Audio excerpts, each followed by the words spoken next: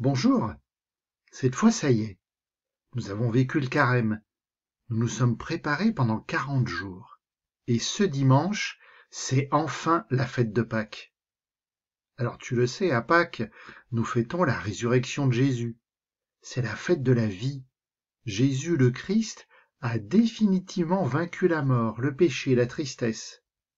Il nous ouvre les portes d'une vie nouvelle. Tiens, d'ailleurs, à propos de portes, dans le texte d'évangile qu'on va entendre, il est question d'une pierre qui est enlevée devant le tombeau. J'aime beaucoup cette représentation que tu vois. C'est ce qu'on appelle une croix glorieuse. Jésus est représenté en croix, mais il est déjà représenté ressuscité. Tu vois, on a l'impression qu'il décolle de la croix. Ce dimanche, nous entendrons un passage de l'Évangile selon saint Jean. Tu le retrouveras dans ton livre par le Seigneur. Écoute.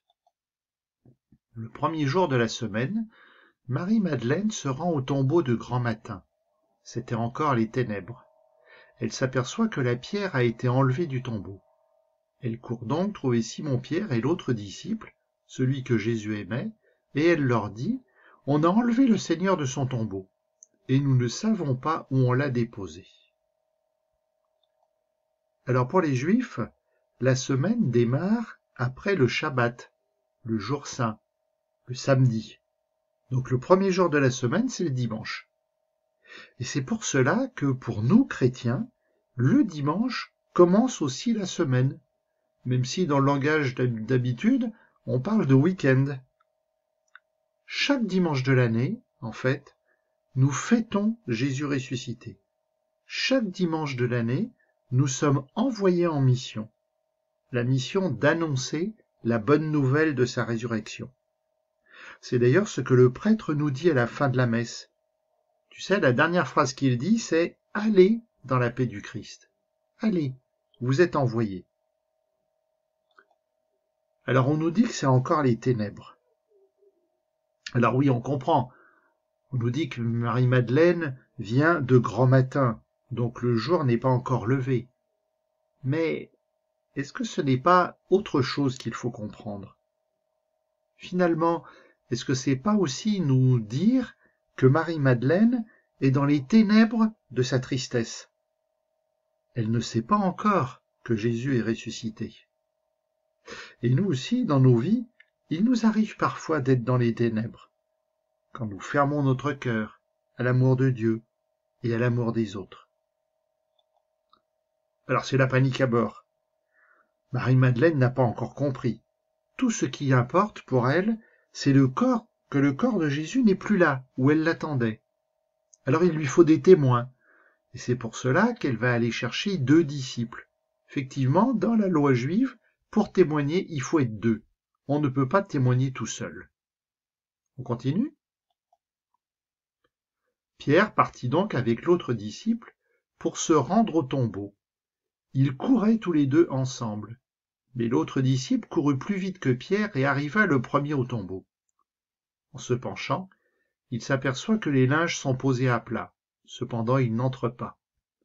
Simon-Pierre, qui le suivait, arrive à son tour. Il entre dans le tombeau. Il aperçoit les linges posés à plat, ainsi que le suaire qui avait entouré la tête de Jésus, non pas posé avec les linges, mais roulé à part à sa place. C'est alors qu'entra l'autre disciple, lui qui était arrivé le premier au tombeau. Il vit et il crut. Jusque-là, en effet, les disciples n'avaient pas compris que, selon l'Écriture, il fallait que Jésus ressuscite d'entre les morts. Eh ben, quelle course! La panique continue. Elle a gagné les disciples. Il faut qu'ils aillent vérifier si Marie-Madeleine n'a pas dit n'importe quoi. Et effectivement, quand ils arrivent, ils se rendent compte que les linges qui enveloppaient le corps de Jésus sont rangés. Le corps n'est plus là. Pierre entre dans le tombeau et il fait une inspection minutieuse. Tu vois, on nous parle des linges, du suaire, la manière dont c'est plié, etc. Et pourtant, ce qui est étonnant, enfin ce qui m'étonne, moi, c'est que Pierre ne réagit pas. Finalement, est-ce que Pierre a vraiment compris? Et le deuxième disciple entre. Et lui, on nous dit qu'il vit et il crut. Mais qu'est-ce qu'il a vu que Pierre n'a pas pu voir? Il voit exactement les mêmes choses. Finalement, est-ce que ce n'est pas plutôt ce qu'il n'a pas vu? Il n'a pas vu le corps. Jésus n'est plus là. Le tombeau n'est plus qu'une grotte vide.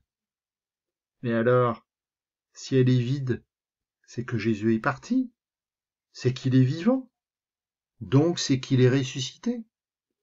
C'est ce qu'a compris l'autre disciple. Et effectivement, l'évangéliste Jean fait un commentaire, petit commentaire final, pour dire que jusqu'à présent, les disciples n'avaient pas compris que Jésus devait ressusciter. Alors tu vois, finalement, les deux disciples ont fait eux-mêmes les déplacements que Jésus a vécus. Ils sont entrés dans le tombeau, de la même façon qu'on est venu déposer le corps de Jésus après sa mort sur la croix. Et ils en ressortent, et quand ils vont sortir du tombeau, ils vont bien sûr annoncer la bonne nouvelle de la résurrection.